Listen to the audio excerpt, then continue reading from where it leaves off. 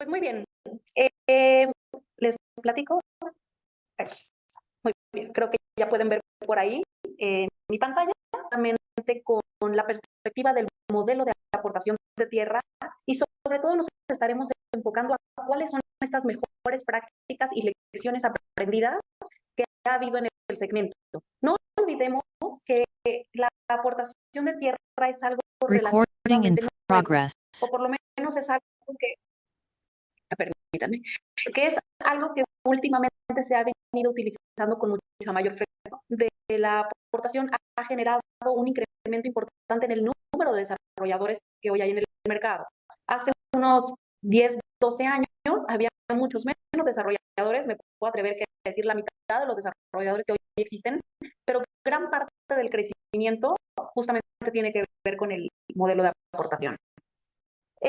Primer elemento fundamental, y esto es básico, pero simplemente le voy a dar una rápida repasada, y está el proyecto que permite preservar la liquidez. Es decir, este modelo lo que va a hacer es evitar que generemos un pago inicial de 10, 15, 20 millones de pesos, de tal manera que nos permitirá preservar la liquidez a lo largo del tiempo del proyecto. Negocios financieros. El negocio inmobiliario, su indicador fundamental es la TIR, que es la tasa interna de retorno. Ese es el mejor indicador que tiene un negocio inmobiliario. Para poder lograr ese indicador, necesitamos, obviamente, tener como elemento, desde el punto de vista comercial, es decir, tener un buen precio por metro cuadrado, tener la absorción requerida, tener un muy buen nivel de éxito comercial, tener bajo control todos los costos de construcción y todos los costos administrativos, de tal manera que la utilidad pueda ser interesante. Pero la utilidad en sí misma no me dice nada. Yo puedo tener hoy una utilidad, no lo sé. ¿De qué depende? Del tiempo, ¿no? Del tiempo en el que yo la tenga. Si esa utilidad yo la tengo en un plazo de un año, puede ser muy bueno. Si la tengo en un plazo de 10 años, puede no ser tan bueno. Pero hay otro elemento que participa en entender esto, de 10 millones. Por eso es que la tierra se convierte en un recurso de capital que no requiere liquidez. De tal manera que se aporta y no me genera realmente ese costo de liquidez. Y definitivamente me genera. Les platico muy brevemente, no me voy a meter en esto.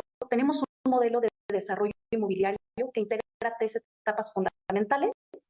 La primera etapa tiene que ver, que es la etapa de generación, con la concepción de un proyecto en donde determinamos cuál va a ser ese proyecto diferenciado, y su gran elemento es el plan de negocio. ¿En qué momento nosotros decidimos la búsqueda de una aportación de tierra? Una vez que identificamos la oportunidad. La oportunidad puede estar identificada en decir, hoy el mercado de Mérida es un mercado que es caliente en toda la República. Me interesa desarrollar en Mérida, entonces yo voy, identifiqué ya una oportunidad en una región, voy, me acerco y busco, en su caso, identifico la oportunidad a través de, una vez que en cualquier otro lugar yo identifico ese terreno que quiero y me acerco. Esta es la primera etapa. Esta primera etapa de generación termina con un plan de negocio. Para nosotros tener ya un plan de negocio, a este momento ya tenemos que tener promesa de aportación de la tierra, o la tierra ya aportada a un fideicomiso. El siguiente paso inmediato después del plan de negocio es justamente la integración de recursos, en donde puede venir la integración de un fideicomiso. Ahorita lo vamos a ver con mayor detalle. Pero entonces, la segunda etapa, el gran resultado, es un plan de proyecto, es decir, cuál es la receta que yo tengo que seguir, cuáles son los pasos y los procesos que yo tendría que seguir para que mi proyecto cumpla con el plan de negocio. ¿Cuáles son los tiempos de construcción? ¿En qué etapas me voy a ir? ¿Qué condiciones de aportación? Etcétera. Y finalmente, toda la administración del proyecto, que es la etapa más larga. Es la etapa que se administra. Únicamente nos vamos a enfocar en la identificación de la oportunidad. Muy bien. En este caso, y algo muy básico, la aportación se refiere a la decisión del propietario de ceder la tierra como parte del capital del proyecto.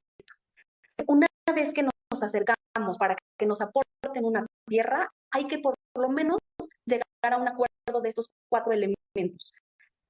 Uno, ¿cuál sería el valor del terreno? Ahorita vamos a ver cómo evaluarlo. ¿Cuál es el tiempo de pago? ¿En qué momentos más bien vamos a hacer el pago? Típicamente una aportación, ese es un esquema, pero hay una serie de esquemas que vamos a ver y cómo cada esquema va generando posibilidades de un valor diferente respecto de la tierra. El otro elemento es la forma de pago. ¿Cómo te lo voy a pagar? ¿Cómo tú pasas dinero? Y finalmente, si vas a tener o no participación de las utilidades. Estos 4 elementos son fundamentales para arrancar realmente con un proceso de negociación de la aportación de la tierra. Entonces, ¿qué es lo que vamos a ver hoy?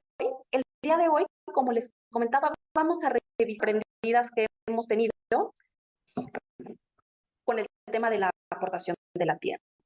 El primer elemento importantísimo que hay que entender y hay que trabajar sobre él, y para eso varias de las mejores prácticas están puestas, tiene que ver con 8 de cada 10 procesos de aportación no se concretan.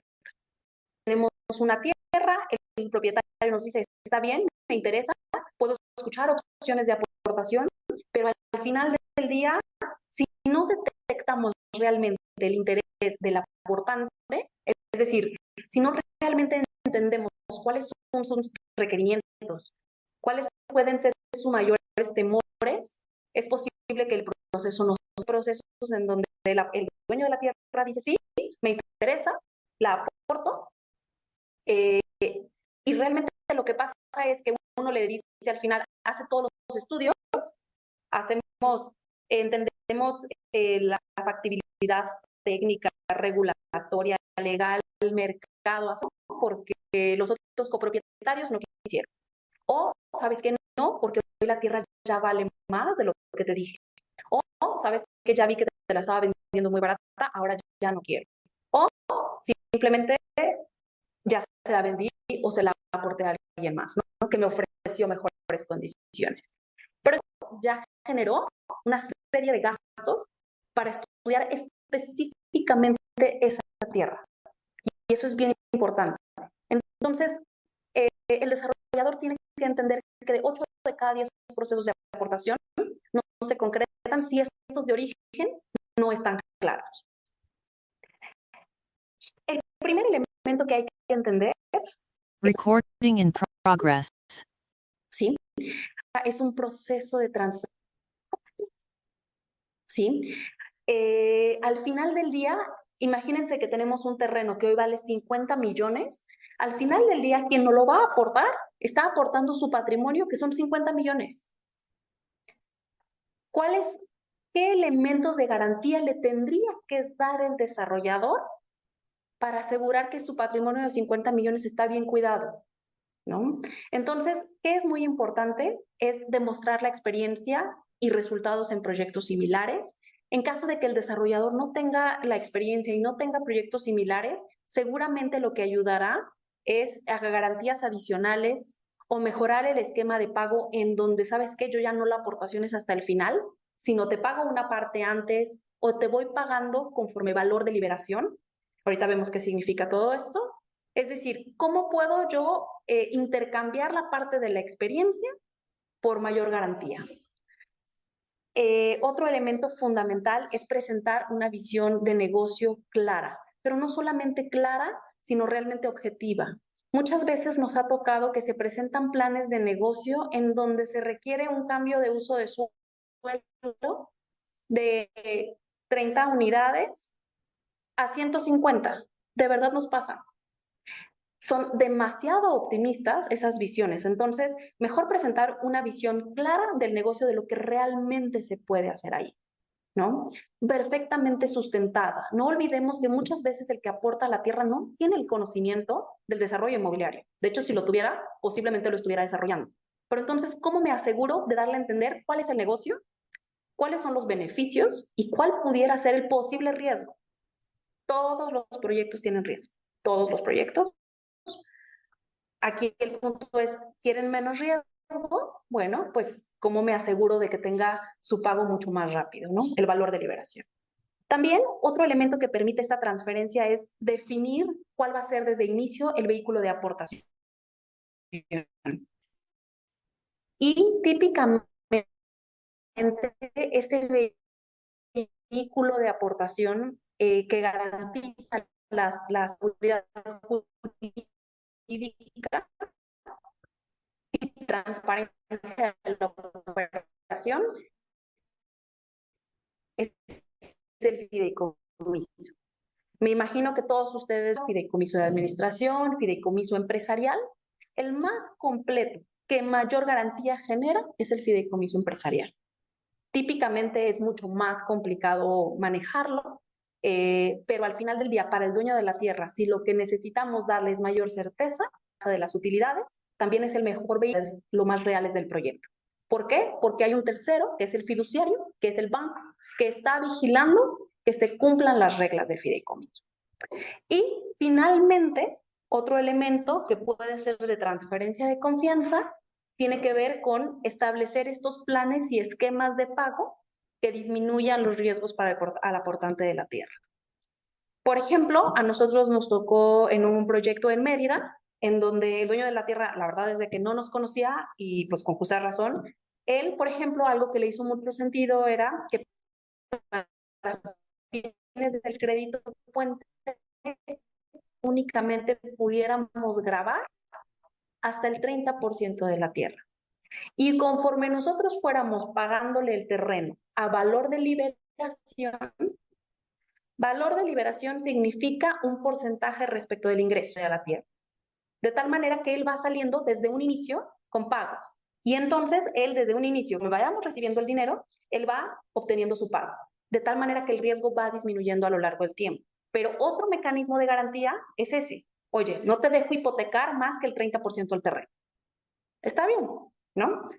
Los elementos que sean. Lo importante es transferir la confianza. Si no logramos que el aportante de la tierra realmente confíe, no vamos a lograr cerrar el trato. Otro elemento importante es buscar un ganar-ganar. Es decir, últimamente me ha tocado de las dos, ¿no? Aquel dueño de tierra que dice, oye, ¿sabes qué? Mi negocio, o sea, el proyecto que vamos a hacer, el 70% de lo que se requiere, porque van a ser lotes urbanizados, es la tierra. Entonces quiero el 70% de las utilidades. Pues no, no necesariamente es así, porque al final del día, para poder hacer un proyecto, el desarrollador tiene que tener una serie de experiencias, cualidades, posibilidad de crédito, etcétera, etcétera, que tienen un valor importante, no solamente es la tierra. Ahora, también es importante que no vale lo mismo, de alguna manera, en el mercado, el dinero cash on cash, o sea, el efectivo, es decir, yo ahorita tengo 50 millones para aportarte a ti y puedo decidir si te los aporto a ti, Fernando, a Esther o a Rocío, o si tengo la tierra y entonces, pues, mi posición es distinta, porque no tengo los 50 millones en donde yo pueda decidirlo, ¿no? Entonces, eso hace que la tierra, en valor al capital fresco, tenga un poco menor valor, ¿no? ¿Cuáles son estos elementos que nos pueden ayudar al ganar-ganar? El primero, si nosotros logramos la aportación de la tierra, podemos lograr una reducción de hasta el 20% del capital del proyecto. Es decir, de pronto, si el proyecto requería 100 millones de pesos como valor de inversión, pues ya nada más requiere 80, ¿no? Y otra vez, ¿eso en qué me mejora? Me mejora el rendimiento, mejora la TIR del proyecto. No olvidemos que la TIR es qué tanto dinero le tengo que poner al proyecto, qué tanto recupero y qué tan rápido. Entonces, si no le tengo que poner el dinero de la tierra, pues obviamente mi indicador de la TIR se vuelve mucho mejor. Pero hay un elemento muy importante para el propietario del terreno y tiene que ver con ofrecerle un valor incrementado. Ahorita vamos a ver el modelo de evaluación óptima. Pero, ¿qué es lo que le podemos ofrecer? Le podemos ofrecer que un valor mínimo, voy a agarrar un buen ejemplo, ¿no? Un terreno en Puebla de 1,500 pesos metro cuadrado. Yo le puedo, al momento de la negociación, le puedo decir, mira, tu terreno lo vamos a dejar como valor mínimo en 1,500 pesos metro cuadrado o el 17% de los ingresos, lo que sea que resulte más alto. De tal manera que él ya sabe que tiene garantizado el valor de 1,500 pesos por metro cuadrado y que se sube al barco de tal manera que está confiando en que yo voy a hacer un negocio mucho más exitoso, mucho más rentable, de tal manera, con mejores precios, que su tierra va a valer más. Nosotros, un proyecto en Jocotepec, arrancamos con un precio de 2,600 pesos metro cuadrado la tierra, valor aportación, y finalmente terminó como en alrededor de 4,000, ¿no? ¿De qué dependió? Era un porcentaje de los ingresos. En comercial, logra incrementar las listas de precios, logra vender mejor su producto a través de diferenciarlo. El dueño de la tierra lleva una parte del pastel. Y eso es algo importante, es algo que puede convencerlo, tengo acordado, que son los 1,500 pesos, ¿no? O el valor de mercado que es allá. ¿No?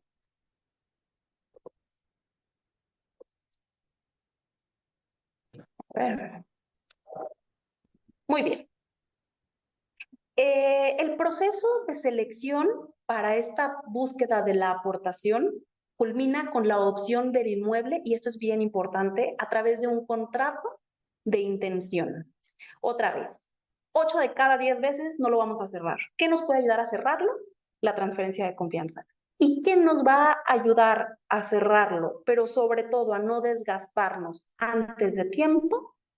El contrato de intención. ¿Sí? ¿Cuál es el proceso básico? No me entretengo en esto, pues esto creo que ya lo deben de saber. Selecciono la oportunidad, hago una evaluación preliminar. Nosotros le llamamos una evaluación de servilleta. Rápidamente, ¿qué es lo que yo pudiera hacer ahí? En números rápidos, sin meterme mucho análisis.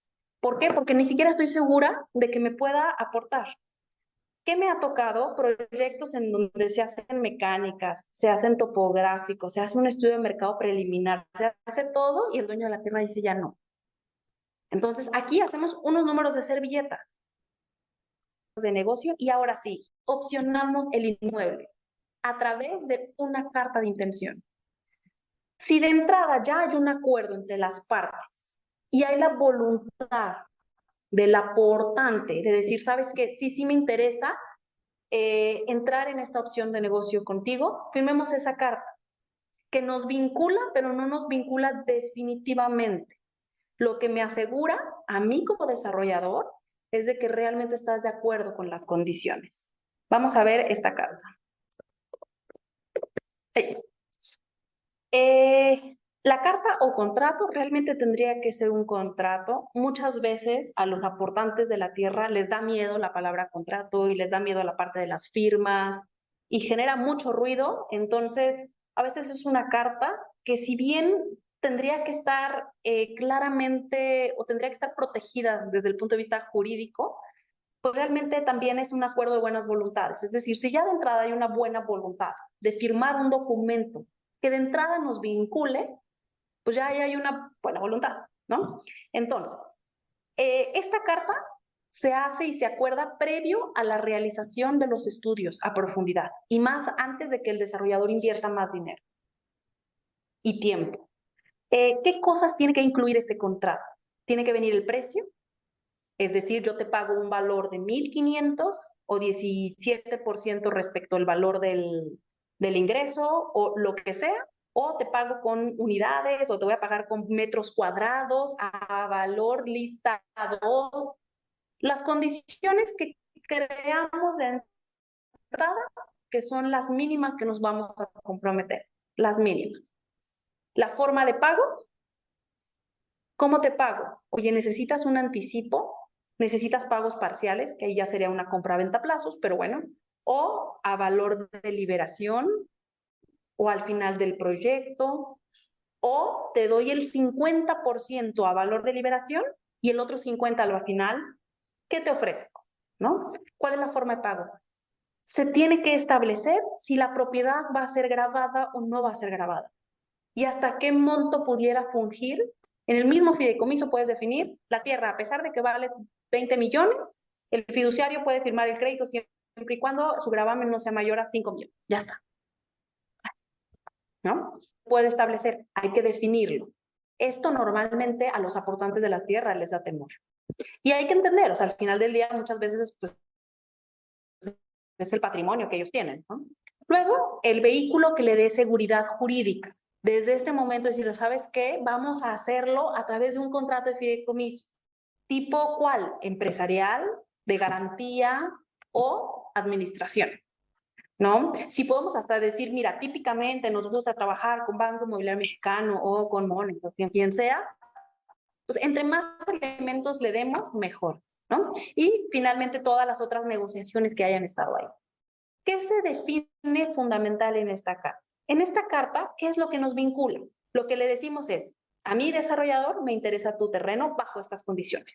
Si tú estás interesado en estas condiciones, necesito que me des, típicamente son alrededor de 8 semanas, sí, 2 meses, 8 semanas, para evaluar a profundidad el proyecto.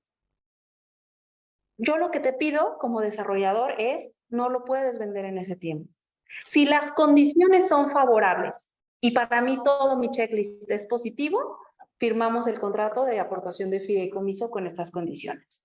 Si para mi desarrollador, por alguna razón, la factibilidad no es positiva, porque hay un tema jurídico de mercado, financiero, la razón que sea, yo puedo, ya sea como desarrollador, pues tener alguna pena, porque pues ya te hice esperar 8 semanas, o te entrego toda la información para tu siguiente proceso de evaluación. De tal manera que yo como desarrollador ya gasto los recursos para la evaluación de la factibilidad con una mayor certeza de que si todo es positivo, no se va a hacer para atrás el dueño de la tierra. O si se hiciera para atrás, que ahí se establece en esa carta, que es lo interesante, pues lleva una pena. ¿Por qué? Porque ya habíamos acordado unas condiciones, ya estaban de acuerdo en que eso iba a ser. Yo necesito invertir para asegurarme que así sea.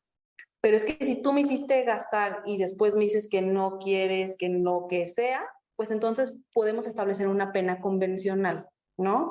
Hemos visto penas convencionales que van desde el 30% de lo que se gastó, penas convencionales en donde se establece un monto, aunque sea simbólico, porque al final del día lo que buscamos no es cobrar la pena, no es lo que nos interesa.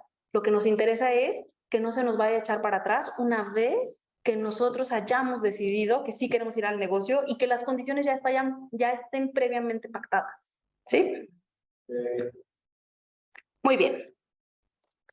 El cuarto elemento es la tierra vale lo que se puede hacer en ella. Esa es la cuarta práctica. La tierra vale lo que se puede hacer en ella. Nosotros participamos en un proyecto en Cancún, alrededor de 12 hectáreas, en donde más del 60% no podíamos hacer absolutamente nada porque es un estero y pues simplemente no podemos hacer nada.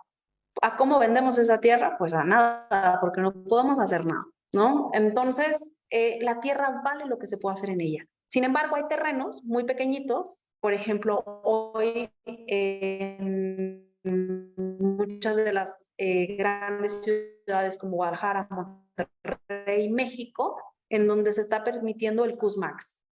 Oye, tienes un terrenito de 1000 metros, puedes lograr dicho valor, ¿no?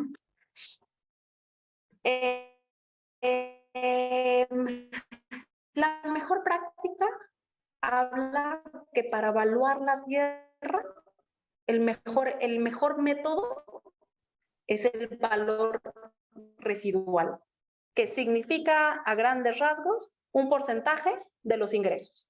Así vamos viéndolo como muy clarito, ¿no? El primero son comparables contra mercado, no necesariamente es un valor clave, o sea, al final todos en el mercado pueden tenerlo o bajo o alto. La capitalización de rentas, bueno, pudiera ser, pero sobre todo el valor residual. Y es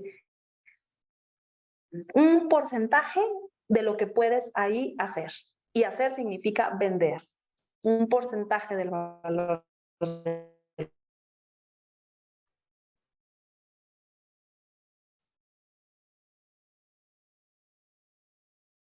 8% si es de interés social.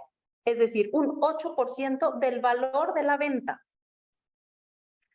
En caso de vivienda media, podemos pagar hasta un 13% del valor del ingreso y 17% en caso de residencial. Oficinas y servicios 15%, 16% y 30% para el tema de los lotes. Ahí.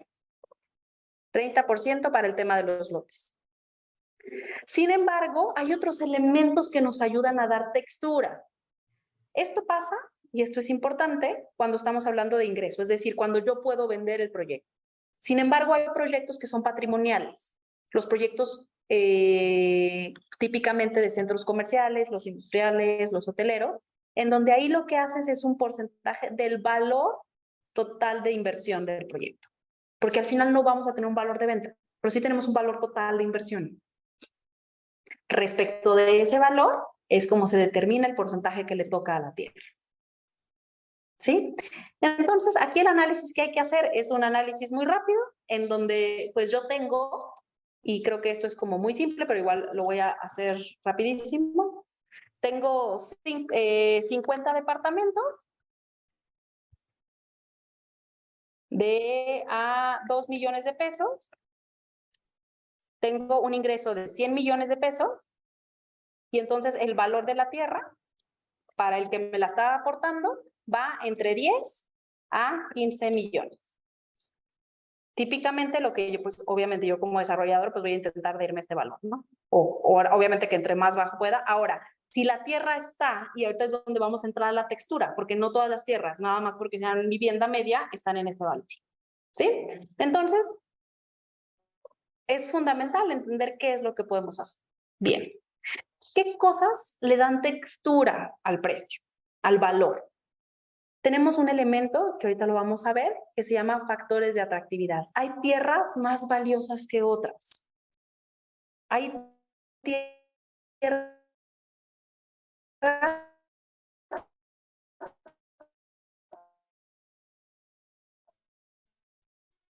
que son más con potencial de ingresos, que es lo que ya vimos, y la forma de pago.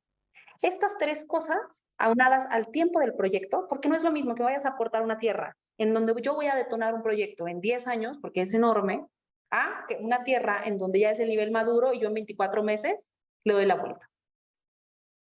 Y la sensibilidad de ingresos. Es decir, ¿qué tanta diferencia hay entre mi escenario óptimo y mi peor escenario? ¿No? Esto nos ayuda a darle textura al precio de venta. ¿Cuáles son estos factores de atractividad? Ya vimos, vamos a tomar el ejemplo de vivienda media, que es el 15%, el 13% del valor del ingreso. Perfecto, ¿no? ¿Cuáles son estos factores que me determinan si la tierra es más atractiva o menos atractiva? El nivel de madurez de la zona, la demanda supera la oferta, es decir, son zonas con una dinámica muy amplia en donde la demanda supera la oferta.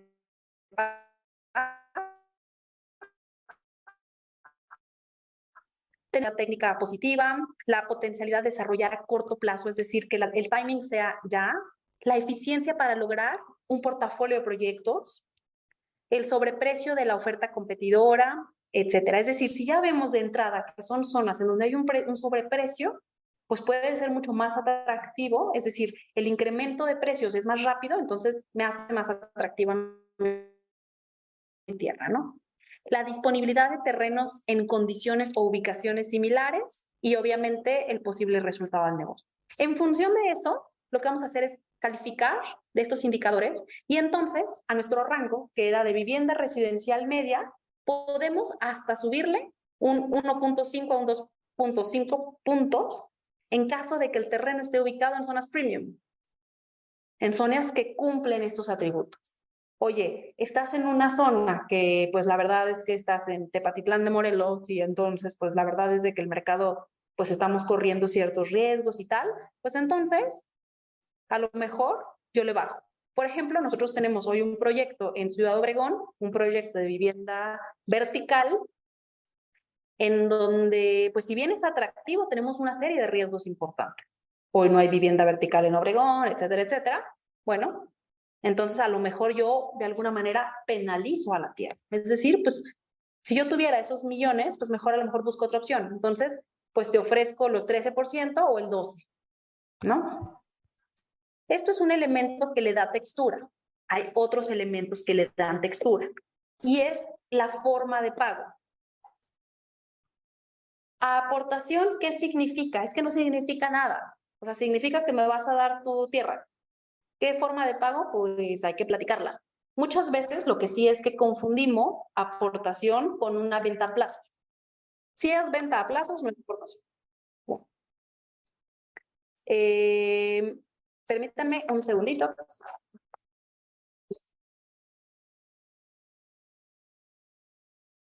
A ver, perdón. Si es venta a plazos, no es una aportación. Entonces, tenemos un porcentaje de variación distinto. Un contado, pudiéramos estar en estos rangos, es decir, tomamos el rango menor. Sin embargo, si el propietario de la tierra me pide enganche, con base en yo voy dando, o sea, en función de cómo yo voy dando pagos anticipados al cierre del proyecto, en ese momento el nivel de riesgo se disminuye. Entonces, al disminuir el nivel de riesgo, también el porcentaje de la aportación, ¿sí? Entonces, por ejemplo, si nosotros nos piden, y este es un ejemplo, pero va variando en función, no, va variando en función de, ya está, perdón, es que se me está quebrando la pila, a ver, ya, perdón. El 30% de enganche, por ejemplo, más valor de liberación, podemos tener un mejor valor. Es decir, si yo te pago de contado, pero si quieres un 30% de enganche y el 70% nos vamos a valor de liberación, pues a lo mejor te doy un 7.42%. Oye, me pides un 50% de enganche, pero el 50% hasta el final del proyecto, pues te lo puedo a lo mejor mejorar a 8.7. Es un tema de análisis de costo financiero. Es un tema de análisis de costo financiero. O si me dices, ¿sabes qué? Me espero el 100% al final, pues entonces a lo mejor te puedo ofrecer un 9.1%. De tal manera que la tierra que él vendía, la vendía en 7% y lo que le podemos ofrecer al final del proyecto es el 9.1 más utilidades. Y ahorita vamos a ver más a detalle eso. De tal manera que respecto del valor del ingreso, él se sube al riesgo, ¿no? Y por eso es premiado con un mejor porcentaje respecto del valor de la tierra. Vamos a ver un ejemplo muy rápido para que esto quede como claro. Aquí, por ejemplo, lo que estamos viendo es un terreno que vale 14 millones de pesos en un esquema de contado, que es la línea azul. Ya está. Me lo venden a 14 millones de pesos. Oye, si te pago, me pides el 30% de enganche, estos escenarios pueden ser todos los que se les ocurran, ¿eh? Aquí lo importante es entender cómo va cambiando en función de cómo yo te voy liberando del riesgo a ti, propietario de tierra. Entonces, yo te doy el 30% de enganche, pues ya perdí como desarrollador algo de liquidez, y el 70% a valor de liberación. Entonces, eso significa que tu tierra te la voy a pagar en 14.6 millones. Oye, ¿sabes qué? Acepto el 50% o el 50% de enganche, pero el otro 50% hasta el final. Bueno, a lo mejor entonces, con base en esos porcentajes, la tierra vale 15. O hasta el final, bueno, la tierra vale 17. Esto es adicional al valor que se puede ofrecer de utilidades. ¿Va? Entonces, no, tener un porcentaje no es la regla, hay que darle textura. Y la textura viene por dos elementos. La atractividad del proyecto y la dificultad para obtener otros terrenos similares, y la madurez de la zona, y la forma de pago. No es lo mismo que aporten todo al final, a que me estén pidiendo un anticipo y pagos de liberación que me quitan flujo.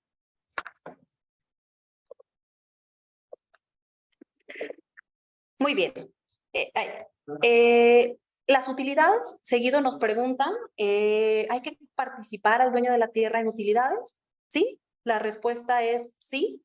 Es algo que se negocia obviamente, pero típicamente se puede repartir el 20% de las utilidades. Rápidamente, bueno, no, es 20% de las utilidades, hasta ahí me voy acá. Muy bien. ¿Qué es importante entender como premisa de esto? Y es, el rendimiento va ajustado al riesgo. Esto es una premisa de negocio inmobiliario y de negocio, de hecho. Entre más riesgo, mayor rendimiento espero. Y eso pasa cuando invierto dinero en la bolsa. Mi mayor rendimiento es cuando mayor riesgo estoy dispuesto a tener. La misma premisa para la capitalización de proyectos, es decir, capital fresco, o para la capitalización a través de la aportación del empleo. Misma premisa. Otro elemento, el séptimo elemento que hay que entender y que se tiene que platicar y es, ¿el propietario de la tierra participa o no participa en las decisiones del negocio? Y la respuesta debería de ser no participa. Porque lo que busca el desarrollador es, obviamente y justamente, entregar toda su experiencia, toda su fortaleza en el conocimiento para definir el proyecto. Y muchas veces cuando el aportante participa, parte de lo que aporta es ese enamoramiento a su propio terreno, ¿no? Y entonces, pues ahí es donde empiezan a desvirtuarse, las decisiones empiezan a ser lentas, empieza a haber una serie de conflictos. Por eso insisto en que es un tema de transferencia de confianza. Si tú, aportante de tierra, no eres desarrollador, vas a tener que dejar en las manos que confíes tu proyecto. En esas manos que vamos a blindar lo máximo posible a través del vehículo, a través del precio, a través de lo que guste. Pero vas a tener que confiar. ¿En qué cosas sí participa el propietario de la tierra? En autorizar el plan de negocio. Aquí sí. Típicamente en el fideicomiso, uno de los anexos fundamentales es el cumplimiento del plan de negocio y se anexa el plan de negocio. Ese tendría que estar firmado por el propietario de la tierra. Segundo, puede participar dentro del comité técnico. En el fideicomiso se establece que hay un comité técnico que toma determinadas decisiones. Bueno, ahí puede tomar un lugar en el asiento del comité, con reportes mensuales, bimestrales, lo que se considere. Cada vez que haya un cambio en el plan de negocio, si al propietario de la tierra le va a afectar en el monto y en la forma de pago de su tierra o garantía, se le tiene que pedir autorización. Y, obviamente, cuando haya la firma de crédito, tendrá que participar. Mientras tanto, la sugerencia es no participa, no se convierte en co-desarrollador, ¿no? Yo he escuchado muchas veces de, bueno, te lo aporto, pero quiero ser co-desarrollador. Pues sí, pero es que para ser co-desarrolladores, los dos tenemos que saber desarrollar, ¿no? Y a lo mejor yo sé desarrollar proyectos en Guadalajara y ahora me voy a Cancún y tú lo que sabes es hacer en Cancún. Entonces, y yo tengo otra metodología, hacemos un co-desarrollo. Pero tiene que haber una igualdad de condiciones de conocimiento. Muy bien, otro elemento que ayuda o como mejor práctica es utilizar el fideicomiso.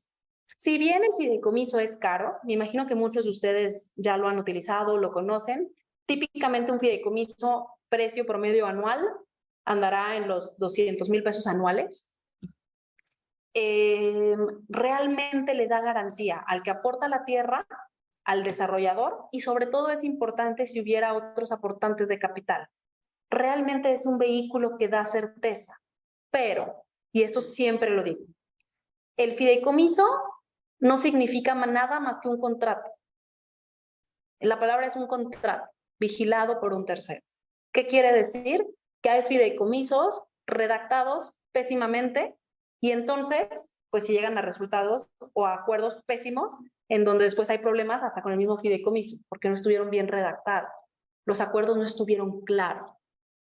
No nos vayamos con la finta de que porque la palabra es fideicomiso, está bien, y es seguro y es garantía. Eso es totalmente incorrecto. La clave es hacer un buen proyecto de fideicomiso, pero hay que trabajarlo. Y para eso se tienen que analizar o se tienen que definir estos elementos. Los derechos y obligaciones de cada fideicomitente, el comité técnico, cuántos elementos tienen que participar y qué decisiones toman, la prelación de pago, que significa cómo voy a ir liberándote los pagos.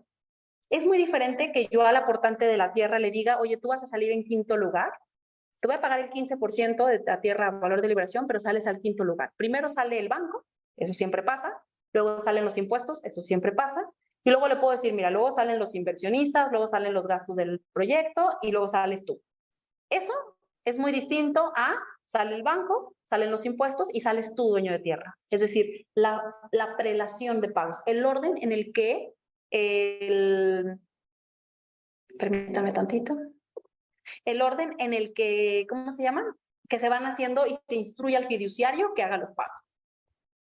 Definitivamente se establece la contraprestación del terreno, se hace el desglose del patrimonio del fideicomiso. ¿Qué cosas están integradas en el patrimonio del fideicomiso? Se establecen las reglas de operación, se designa al administrador y sus actividades, y algo bien importante, tenemos que tener claro las facultades de garantía, hipoteca y demás para en caso de financiamiento, que como les decía, se acuerdan desde la carta de intención. ¿Para qué? Para no llegar a la firma del fideicomiso y entonces ya no nos gustó y el dueño de la tierra decía, es que yo no sabía que la tenía que dejar en garantía. Bueno, ya es muy tarde, ya hay muchos estudios, ya se pagó seguramente el fideicomiso, es muy tarde, ¿no? Y bueno, finalmente los fines del fideicomiso. Esto me lo voy a saltar, que básicamente es lo que ya les he platicado, porque creo que vamos en tiempo, ¿verdad, Fernando? Vamos Sí. bien, Marifer, tú continúa, va muy bien la plática, la conferencia, gracias. Perfecto. Bueno, y básicamente así, muy a resumen, para quienes no conozcan cómo opera un fideicomiso, en un fideicomiso hay varias partes. Obviamente está el fiduciario, que es el banco que vigila que se cumplan los acuerdos que ahí dicen. Si los acuerdos son malos, cumplirá lo que ahí dice. Si los acuerdos son insuficientes, cumplirá lo que ahí dice. Por eso yo insisto que el contrato de fideicomiso no significa nada hasta que no está redactado. En el fideicomiso, el dueño de la tierra aporta su tierra, el inversionista o los inversionistas aportan capital y el desarrollador se genera un contrato de desarrollo o de administración de proyecto, en donde se dice cómo se van a destinar los recursos del proyecto, ¿no? ¿Cuánto se va a ir al dueño de la tierra? ¿Cuánto a los inversionistas como pago de su capital y sus rendimientos? ¿Y cuánto al final al desarrollador? Esta es la orden típica de prelación de pagos, pero puede variar dependiendo de lo que ustedes acuerdan. Primero se paga al dueño de la tierra, después salen los inversionistas, capital, y al final sale su rendimiento, y el último que sale es el desarrollador. De tal manera que eso también le da certeza, obviamente, al propietario de la tierra, ¿no? Que el último que salga con utilidades es el desarrollo. Y bueno, pues los elementos básicos, pues obviamente es un fideicomiso bancario, hay que tener un comité técnico, esto es fundamental, es lo que le permite participar en ciertas decisiones a los propietarios de la tierra. Está sumamente acotado y sobre todo en decisiones que le afectan, ¿no? Decisiones operativas del día a día, del diseño del producto, eso no participa, ¿no? Se integran organismos independientes que pueden supervisar el desempeño. A nosotros, por ejemplo, nos tocó participar en un proyecto en Querétaro, un proyecto muy grande, el World Trade Center, en donde nosotros, como un organismo independiente, supervisábamos el desempeño del desarrollador. ¿Qué pasa? El dueño de la tierra la aporta, el desarrollador desarrolla el proyecto y el dueño de la tierra pues no se sentía como tan cómodo con lo que estaba sucediendo en el proyecto. Es decir, en un inicio el avance de obra no correspondía con la venta y como que había cosas ahí que por lo menos le sonaban extrañas. Y entonces nosotros, como organismo independiente, nos aseguramos de ir validando lo que iba sucediendo. De tal manera que es un elemento adicional que se le puede dar de certeza al propietario de la tierra. Y hay un tercero adicional al banco que va a cumplir, que vigila que yo esté cumpliendo. ¿Por qué? Y sobre todo cuando se habla de utilidades.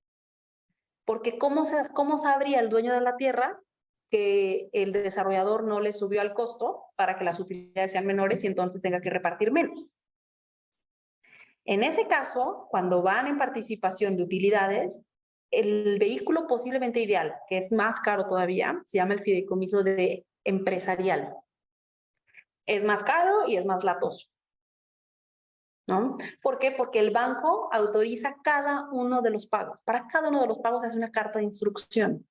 Y de tal manera que entonces, pues es todo lo más claro. Es decir, el banco no puede pagar si no hay un contrato. Pero me refiero, es casi se convierte en el tesorero del proyecto, ¿no? Este es mucho más caro. Típicamente un fideicomiso de administración anda alrededor de los 320,000 pesos anuales, ¿no? O el otro elemento es buscar otros organismos, otras empresas que puedan validar el desempeño. Es otro tercero en discordia que te va a dar a ti, dueño de la tierra, tranquilidad en que el desarrollador pues está poniendo los costos de construcción correctos, está cumpliendo con los contratos, porque no solamente es que el dinero se mueva, al final, ¿qué pasa si hay una deuda, ¿no? Con los proveedores? Una serie de cosas que hay que vigilar. Y finalmente, hay que buscar que todos los intereses estén alineados entre todas las partes. Y eso puede significar que el mismo desarrollador se sume, como les digo, al final del proyecto. Estoy convencida de mi proyecto, me voy al final con las utilidades, ¿no? Estoy convencida de mi proyecto, pues te pago valor de liberación, lo que sea, ¿no?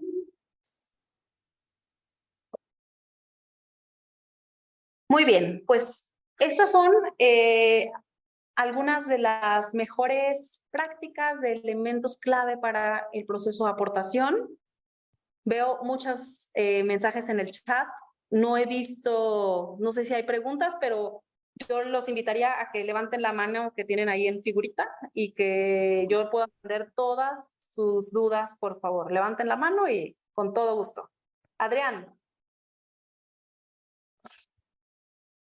Traes el micrófono apagado. María Fernanda, muy buenos días. Muchas gracias por la plática, muy interesante. Al principio mencionabas que el propietario del terreno podía aportar un 30% como garantía. Es decir, tienes un terreno que tiene el 100%, ¿cómo aportas solo el 30%? ¿Cómo afecta solo el 30%? Es decir, al momento de la escritura, ¿cómo afecta solo el 30%? Sí, puedes hacer de alguna manera una subdivisión, que eso lo hace mucho más complicado, pero sobre todo a través del fideicomiso lo estableces. En el fideicomiso estableces como premisa de que la garantía hipotecaria que vas a dar del terreno no sea mayor del 30% y le pones un valor. De tal manera que al momento en el que el banco revisa, el banco que va a dar el crédito puente revisa el contrato de fideicomiso, que seguro lo va a hacer porque al quien le presta es al fideicomiso al final del día, entonces ahí queda clarísimo que solamente queda como garantía el valor del 30%. Perfecto, gracias. Con gusto.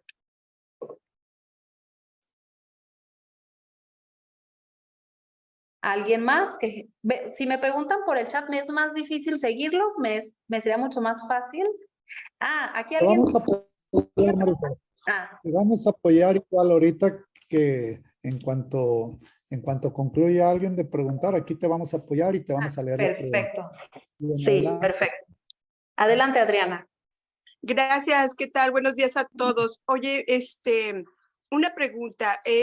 La persona jurídica que tú me estás diciendo que puede ayudar al desarrollador a revisar que puede ayudar, perdón, al propietario de la tierra a revisar que el desarrollador esté manejando los números transparentemente, esa figura, ¿quién la paga? O esa consultoría, mejor dicho, ¿quién la paga?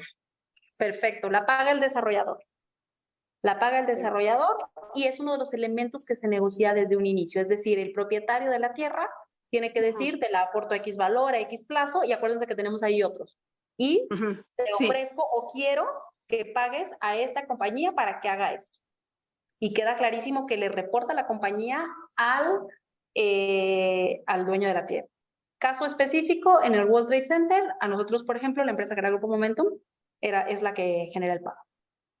Ok, muchas gracias. Un elemento de seguridad para el que aporta la tierra. Claro, claro. Se me hizo muy importante, se me hizo muy valioso este comentario que hiciste, aparte de toda tu exposición. Muchas gracias. Muchas gracias, Adriana. Adelante, Jorge. Hola, Fernanda, ¿qué tal? Buenos días a todos. Buenos días. Una consulta. En el caso del cliente tu cliente fuera el aportante, para asegurar finalmente que llegas a esa etapa de poder firmar bajo este convencimiento de que el aportante es el que tiene más dudas, pero tiene, bueno, es el que realiza ningún gasto hasta la firma. ¿Con qué contrato o cuál es la figura legal con la cual te aseguras finalmente de que vas a estar recibiendo una comisión por llevarlo al negocio? Ok, muy bien. Bueno, aquí, o sea, pero es que aquí tendría que ser un contrato, o sea, para ti como vendedor, o sea, para ti como la parte de ventas, tú tendrías que firmar un acuerdo con el vendedor. ¿Qué es lo que normalmente pasa? Digo, con el dueño de la tierra. O sea, tu contrato típico con ellos. ¿Qué es lo que normalmente puede pasar? ¿Y qué nos ha pasado? ¿Qué pasa si el terreno vale 100 millones, tu comisión es, no sé, las que sean, 3 millones? Pero va a ser a valor de aportación 100%. O sea, él va a ir hasta el final. ¿Cómo te va a pagar? ¿En qué momento te va a pagar? Él tiene que sacar aparte de su bolsa para pagarte. Entonces, lo que normalmente se hace es dentro de la negociación, en la carta, se pone que se solicita un anticipo de 3 millones para pagar ¿cómo se llama? Al broker que hizo el proyecto una vez que el fideicomiso quede firmado. Es decir, el desarrollador es parte de una aportación inicial que hace al pago. Porque si no, imagínate, tú como equipo de ventas, pues te quedarías hasta el final y quién sabe cuándo y a ver cuándo, ¿no? Y es súper complicado porque pues es muy complicado. Al final eso es un elemento que se puede utilizar, ¿no? Y en el supuesto de que ya lo hayas llevado a firma, ya hayan firmado el fideicomiso como tal, en teoría supuestamente va a estar la fiduciaria que va a estar administrando el cumplimiento del mismo. ¿Tu papel igualmente como asesor ahí termina o tienes alguna participación después de la firma del fideicomiso? Depende de lo que hayas negociado, pero ahí termina. O sea, como asesor, al momento en el que tú hiciste esa compra-venta, porque al momento en que se firma el fideicomiso, queda cedido el derecho de la tierra, ¿no? Queda aportada la tierra y en ese momento tú como asesor ahí has terminado tu trabajo. Pero sí lo acompañas hasta el cierre del fideicomiso. Porque todas las cosas del fideicomiso, es decir, todos estos elementos que vimos que se tienen que negociar, es parte del trabajo del asesor con el aportante. Muchas veces quien tiene la confianza del dueño de la tierra es el asesor, ¿no? Entonces, es parte del proceso de negociación. Ok, gracias. Con gusto. Francisco. Bueno, Francisco Guarnero, exacto. Hola María Fernanda, buenos días. Oye, ¿nos van a compartir la presentación? Yo creo que sí, no sé, Fernando, si lo autoriza Fernando, yo creo que sí. Claro que sí, fíjense que se los vamos a compartir, Marifer, la grabación, y Ok. si nos haces el favor de compartir tu presentación a todos los correos que se registraron y todos los que se están anotando, se los vamos a hacer llegar hoy mismo por la tarde. Perfecto. ¿Aquí en el chat? Si te registraste en la liga, vamos a enviártela, y si te registraste en el chat también, ¿sí? Buenísimo, gracias. Gracias. Entonces ahora vamos con Francisco Martínez.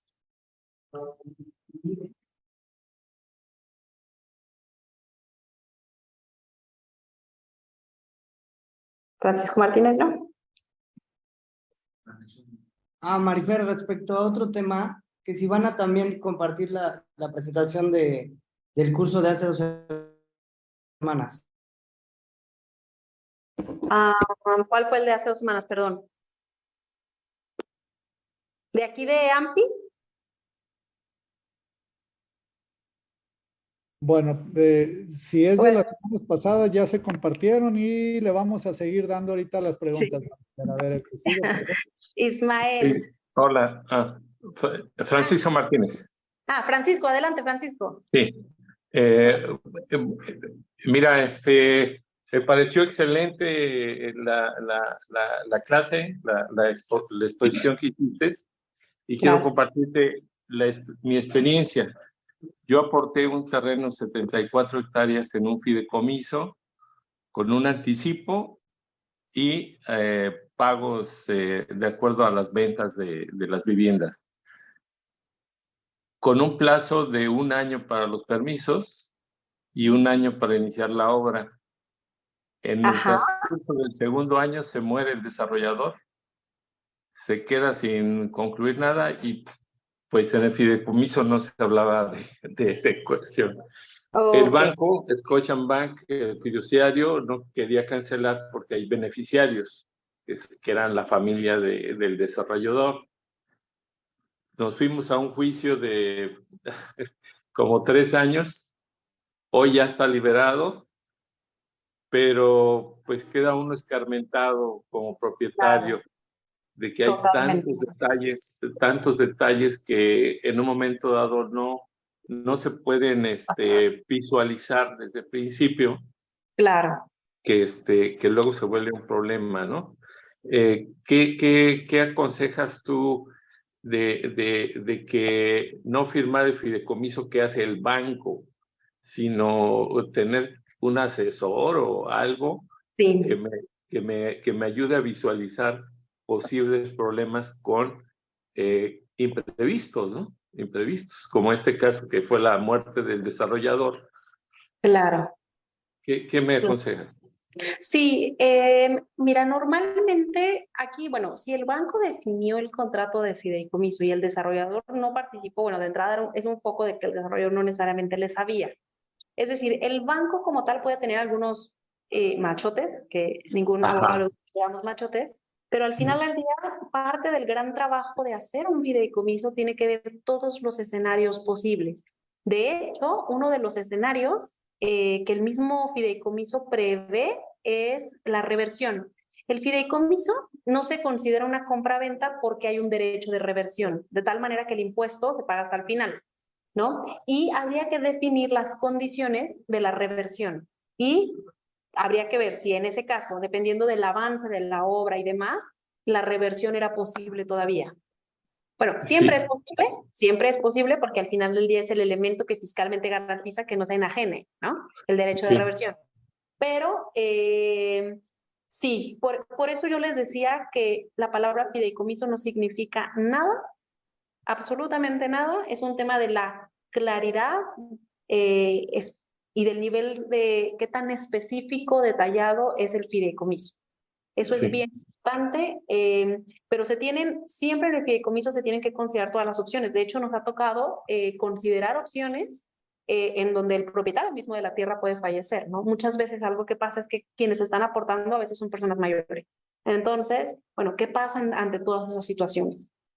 La pregunta concreta es, yo sí recomiendo que haya un equipo de abogados especializados en el negocio inmobiliario supervisando la redacción del fideicomiso. Y que el aportante de la tierra, aunque vaya a pagar algo de dinero, siempre vale la pena, aunque ese sí sea de su bolsa, pagar para asegurar, ¿cómo se llama? El que está protegido como aportante de la tierra. Creo que vale toda la pena. Sí tenía la cláusula de reversión, pero al no existir, al ya no existir la persona físicamente, el banco decía, aquí hay un juicio testamentario a los beneficiarios, en los cuales nos llevó 4 años y al final de cuentas, pues los costos de fideicomiso, pues no lo pagaban los herederos, sino que lo tuve que pagar yo todo, siendo que para que se revierta, la persona, o sea, el desarrollador ya no existía físicamente, ¿no? Entonces, gracias por tu aportación de que tiene que ir acompañado de abogados que vean todos los escenarios posibles, ¿verdad? Muchas gracias, te lo agradezco. Con gusto, Francisco. Ismael. ¿Qué tal? Buen día. Saludos para todos. La pregunta en base al ejercicio que se hizo hace un momento con Jorge, es que la comisión típica, estándar, por así decirlo, para uno como corredor inmobiliario, sería un 3%, ¿entendí eso? Más o menos. No, ese es un ejemplo, ¿eh? No, o sea, ahora sí que agarré el número más cercano, o sea, no. Ahí sí depende de la negociación que ustedes hayan hecho. Y en la práctica, ¿qué es lo estándar? Varía muchísimo. En el caso de las comisiones, a mí me cuesta mucho trabajo, con honestidad decirlo. Para proyectos de vivienda de interés social, típicamente las comisiones pueden ir alrededor del 1.5%. Para proyectos de playa, residencial, turístico, hotelero, por ejemplo, si estás en Cancún, es una cosa loquísima del 10%. Ok. Es súper variable, súper variable. Yo creo que ahí lo que es importante es de que el comercializador sea competitivo respecto de su propia zona, ¿no? Yo te diría eso, porque de verdad la diferencia es 1 y en Tulum hay veces que hace hasta el 12, que tú dices, bueno, es que quien se está llevando la utilidad del proyecto es el comercializador, ¿no? Sí. Bueno, parámetros de mercado. Ok, de acuerdo, gracias. Con gusto. Oscar. Muchísimas gracias. Felicitarte por tu exposición. La verdad es de que muy Muchas concreta, gracias. muy precisa, con alto contenido de información sumamente valiosa. De verdad que muchísimas gracias por la calidad de la exposición. Muchas Preguntarte, según interpreté, cuando, o digamos, el caso donde más se le paga a quien está aportando la tierra es cuando se notifica, ¿es correcto? Bueno, no es que, bueno, a ver, el porcentaje respecto del ingreso es más alto, pero no significa que se le pague más. Es decir, si yo hago el análisis de lotificar tierra en ese mismo terreno, yo lotifico tierra o hago vivienda, el monto tendría que ser igual. Pero como es respecto de una base menor, el ingreso es menor, pareciera que es mayor el valor, pero no es así. No sé si me doy a entender. No. Más o menos. Bien, vamos a hacer un ejercicio súper sencillo, ¿no? Y si alguien me ayuda ahí con una calculadora, o sea, vamos a vender 100 lotes a $1,000,000, 100 millones de pesos. Ahí le vamos a pagar el 30% o el 28%, que son 28 millones. Al propietario de la tierra. Casas, ¿mande? Al propietario de la tierra. Al propietario de la tierra. Pareciera que el monto es mayor, pero no es así, porque la base es diferente. Es decir, entonces, si tú vas a hacer si tu tierra vale 1,000,000, vas a hacer casas de 3 millones o 3,500,000. ¿Por cuántas casas tenemos? 100, 350 millones. Por el 17%, ¿cuánto te da? Si alguien me ayudó con eso. Lo que resulte, ya capté la idea. O sea, puesto que el desarrollador invierte más dinero, bueno, pues hay un costo ahí, entonces la utilidad se diluye, por lo tanto la proporción, aunque es menos, resulta más o menos el mismo monto. Exactamente. Eso es. Muy bien, muchísimas gracias. Con gusto, Oscar. Adelante, Jorge. No sé si tengas otra duda. Sí, es otra duda, Fer. Gracias. Adelante. En la misma pregunta como tal, si tu cliente es el mismo aportante para la distribución en el pago de los derechos, bueno, en el pago de los derechos relativos a la firma del fideicomiso, así como el tema de, o sea, cuánto le corresponde a pagar en la firma, es decir, el mismo porcentaje para firmar un fideicomiso en el mismo, o sea, es decir, perdón, mi pregunta te la replanteo. No. ¿Cuánto le correspondería entonces al aportante pagar en entrar al negocio con respecto al pago del fideicomiso y también de los derechos? Ok, nada. Lo único que él se puede encargar es del pago de sus impuestos si es que hubiera, pero como no hay una enajenación, no los hay. O sea, no los hay en este momento.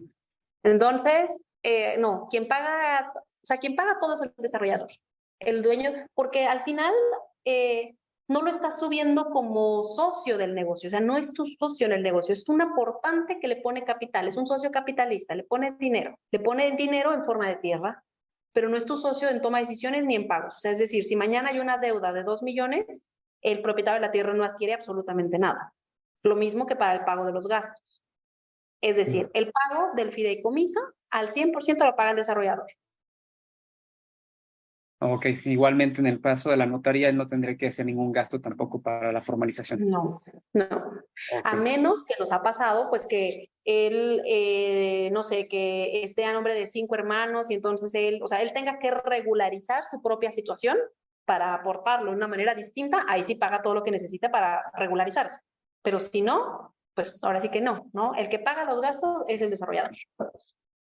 Ok, y si en el mismo caso, el aportante quisiera tener una garantía que más o menos en un plazo de 3 a 5 años pudiera tener algún retorno de inversión, ¿ahí podría entrar como parte asociante o pero igualmente, como comentas, no entra dentro del negocio. Si él pone su garantía con la tierra, o sea, típicamente lo que haces es por eso le das una parte de las utilidades. O sea, le das una garantía que está limitada de tal manera que sea lo que él se sienta cómodo. Nosotros hicimos un proyecto en Mérida, un proyecto de 119 departamentos. A lo mejor a veces con ejemplos sale más claro. Y el dueño de la tierra nos dijo, oye, yo te voy a dar de garantía lo que tú me pagues. O sea, no quiero ser garante más allá de lo que tú me hayas pagado. En ese proyecto lo que nosotros hicimos fue dar un anticipo del 20% y de hecho él nos ayudó con el 10%, yo me acuerdo. 20% pagamos de anticipo y él garantizaba hasta el 30%. Es decir, él corría el riesgo de un 10% de todo su terreno. Y conforme yo voy pagándole a valor de liberación, entonces mi garantía es mayor. De tal manera que si yo lograba en este proyecto de 119 departamentos la preventa, eso me ayudaba a que mi valor para el crédito fuera mayor. ¿Por qué? Porque yo con la preventa, a valor de liberación, le voy pagando y voy liberando mi adeudo con el dueño de la tierra. Y entonces, lo que sucedió al final del cuento fue que alrededor del 50% lo pudimos dejar en garantía para el banco. ¿Por qué? Porque ya le había liquidado yo el 50% previo, casi en puro valor de liberación de preventa. Espero ser clara, ¿eh? Después. Sí, fue bastante claro. Sí, claro. Gracias. Sonia, con gusto. Hola, ¿qué tal? Muy buenas tardes. Días, perdón. Un gusto, gracias por toda la información. Veo que dominas el tema, pero qué bárbara. La verdad es que se nota que estás en el medio. Y gracias. Sobre todo, ahorita parte de la pregunta fue respondida con el señor Francisco Martínez. Yo decía, bueno, ¿qué pasa cuando una de las partes fallece? Entonces, bueno, quedó casi respondida la pregunta, pero aún así, pues, obviamente, pues es pues algo que no tenemos previsto, ¿no? Yo creo que nadie sabe qué tanto vamos a vivir para tenerlo. Creo que la pandemia nos dejó muchas experiencias. Entonces, yo espero que con un buen abogado, como dices tú, se pueda, pues, cubrir este tipo de deficiencias, ¿no? Al momento que una de las partes ya no esté. Correcto. Y no olvidemos que en el fideicomiso, como nos comentaba, creo que Francisco, si bien puede ser un rollo porque hay un intermediario, también puede ser justamente que ayude. Soy yo. Entonces, alguien por ahí trae se abrió un micrófono. Vamos a apagar todos los micrófonos de los demás. Listo. Sí, sí, posiblemente, y esto obviamente no lo sabemos, pero vamos a pensar en el caso de Francisco, que tardó 3 años en el tema del juicio del fideicomiso, posiblemente si hubiera aportado a una persona moral, una SAPI o una SC, hubiera sido mucho más complicado posiblemente. ¿Por qué? Porque el fideicomiso otra vez hace un tercero que ayuda a que todas las partes salgan lo mejor posible, ¿no? Insisto, la clave está en que haya un abogado de todas las partes cuidando sus propios intereses en todos los escenarios. Perfecto. Y no me voy a cansar de decirlo, el fideicomiso en sí mismo no significa nada, es la redacción y la claridad del mismo. Ok, entonces la aportación regularmente es para personas físicas, regularmente porque son propietarios. La aportación puede ser una persona moral del terreno, pero la desarrolladora siempre es persona moral, regularmente. Sí, la desarrolladora 99% de las veces es persona moral y el del terreno puede ser persona física o moral, no importa. Ok, correcto. El mismo escenario para aportación de terreno para industria, ¿verdad? El mismo para cualquier otro escenario, el mismito. Ok, ¿y el porcentaje del valor de terreno versus la utilidad se maneja igual los mismos que nos manejaste ahorita en la tabla que presentaste? Pero no es sobre utilidad, es sobre el ingreso. Ok, correcto, muy bien, claro. Acuérdense que el aportante de la tierra tiene poco control de las utilidades, porque aparte no lo estamos dejando participar. Le decimos, oye, tú no le sabes al negocio, pues mira, dame chance de tomar a mí las decisiones. Pero eso también hace que tampoco tenga toda la información, es decir, él no tiene un token, entonces él no tiene los contratos, y si no también se metería en cosas que no le sabe. Entonces, siempre es mejor que los acuerdos para el aportante sean respecto del ingreso, porque el ingreso es claro, y el ingreso cae al fideicomiso. Y entonces, pues está clarísimo. No hay como por dónde, ¿no? Si son utilidades, bueno, pues siempre hay mayor duda de, ¿serán los costos correctos? no me habrán metido facturas de más, etcétera, etcétera, ¿no? Ok, correcto. Muchas gracias. Gracias. Vamos a concluir con esta última. Manuel Pérez va a ser el último. Increíble, Marifer. Te fuiste casi 30 minutos más. Perdón. No. Excelente, excelente conferencia. Ve nomás todas las preguntas. Te vamos a volver a invitar, Marifer. Muchas gracias. Hay muchos temas. Don Manuel Pérez, vamos a cerrar con usted porque todavía tenemos un par de cositas que cerrar por acá nosotros, ¿sí? Nos van a disculpar, pero ya no va a haber más tiempo. Don Manuel, adelante. ¿Sí me escuchan bien? ¿Me escuchan? Sí, miren, pues dentro de todos la información que nos acabas de dar, Marifer, pues es importantísimo hacer algunas precisiones, ¿no? Definitivamente aquí estamos en un problema de riesgos. La carpeta legal es importantísima. Si el aportante es una persona física y tiene su conyugal, hay que ver esto, ¿no? Ahora bien, hay medios alternativos de solución de controversia. Yo aquí no veo ninguna parte donde metan mediación o arbitraje para solucionar el problema en lugar de irse a juzgados y demás, ¿no? Eso es importante. Ahora, tampoco veo seguros. En caso de que el hombre clave, que en este caso es un desarrollador, persona física, fallece, pues entonces se convierte en un hombre clave que hay que asegurarlo, ¿no? En un momento determinado. Ahora, a veces la tierra también proviene de una serie de, pues, de sucesos jurídicos, como son que haya a un juicio de prescripción, por ejemplo, y que también traiga algún detalle que ya no va a ser posible financiado por algunas instituciones financieras. Aquí la situación, creo yo, subrayar es los riesgos que tienen los desarrollos por estas asociaciones virtuosas que se crean para lograr un negocio como el que planteas. Entonces, creo yo que estos medios alternativos de solución de controversias, esos pactos que se establecen allí, hay que, dijéramos, meterlos en lo que es la teoría de los riesgos. Por ese lado, y pues algunas otras cositas que luego, como dicen, por tiempo, quisiera yo participar en ellos. Gracias. Gracias. Sí, es correcto. Digo, al final del día hay muchísimos más elementos que hay que considerar que el tiempo no nos daría, pero al final del día, como bien dice, o sea, hay muchas cosas que nos van a permitir mejorar y garantizar el ganar para todas las partes, para todos, ¿no? Porque al final del día también para el desarrollador hay un riesgo de que existe una posibilidad de reversión, ¿no? Entonces, hay una serie de cosas que es un ganar y entre mayor certeza tengan todas las partes y mayor claridad de los acuerdos y los acuerdos estén en blanco y negro, el negocio siempre será mejor.